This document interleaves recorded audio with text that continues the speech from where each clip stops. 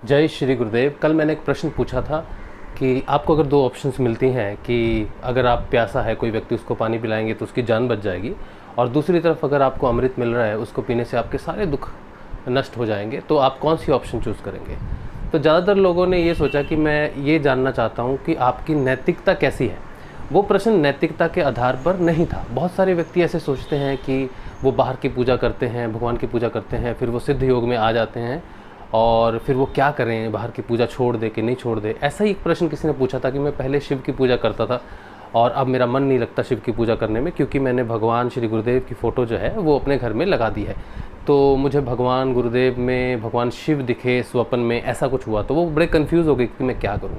उसीलिए मैंने प्रश्न बनाया, नैतिकता के लिए नहीं कि आप अच्छे हो या आप अच्छा काम करोगे। मैंने आपसे पूछा था कि अगर पहला कर्म आप करते हो, किसी को पानी पिला के जान बचाते हो, और दूसरा आप अमृत पी लेते हो, तो आपका पहले कार्य का पुण्य नष्ट हो जाता है। लेकिन आप सबने, ज़्यादातर लोगों ने क्या किया, नंबर 1 को चयन किया कि हम पुण्य करेंगे।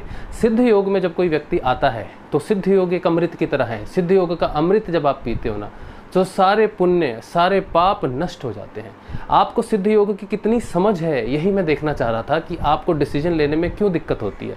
जब हम पाप और पुण्य में फंस जाते हैं, नैतिकता में फंस जाते हैं ना, तब हमारी समस्या आती है। नैतिकता का चयन हमेशा हमारी सिचुएशन के आधार पर होता है। ज़्यादातर व्यक्ति इतने शुद्ध और सच्चे नहीं होते कि वो हमेशा नैतिकता का साथ दे, वो हमेशा अपनी भलाई का ही साथ देते हैं। फिर भी दुनिया को दिखाने के लिए हम कई बार नैतिकता को बढ़ा चढ़ा कर दिखाते हैं कि नहीं, हम उनकी मदद करेंगे। सिद्ध योग में ऐसा नहीं है। सिद्ध योग का मतलब है, सिद्ध योग एक अमृत की तरह है। इस अमृत को पीने से आपके सारे पाप और पुण्य नष्ट हो जाएंगे। तो आपको जवाब चुनना चाहिए था 1 और 2 बोथ, क्योंकि आप साधना को समझते हैं कि नहीं समझते हैं, इस अमृत को समझते हैं कि नहीं समझते हैं, वही मैं चेक करना चाह रहा था। इस विषय में मैं ज़्यादा विस्तार में बात करूंगा सत्संग में, लेकिन अभी इतने के लिए मैं कहना चाहता हूँ कि ये नैतिकता का टेस्ट नहीं था। सिद्ध योग के अमृत से सारे पुण्यों के साथ क्या होता है, बस वही मुझे टेस्ट करना था। एक बात और थी, सत्संग में मैंने हमेशा कहा है कि आप किसी भी व्यक्ति के विचारधारा में मत रहिए, उससे बाहर सोचने की कोशिश कीजिए। जब मैंने आपसे प्रश्न पूछा था कि आप दोनों ऑप्शंस में से एक ऑप्शन चूज़ कर सकते हो, तो आपने ज़्यादातर एक ही ऑप्शन चूज़ की, जबकि आपको ऐसा नहीं करना था। प्रश्न के अनुसार आपने डिसाइड करना था कि इसकी एक आंसर नहीं हो सकती, इसकी दोनों आंसर भी हो सकती है। मेरी विचारधारा से बाहर निकलना था, मेरे दायरे से आपको बाहर निकलना था। वही मैं देखना चाहता था कि आप कितने स्वतंत्र हैं अपनी सोच में।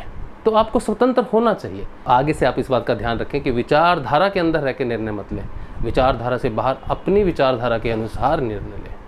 जय श्री गुरुदेव।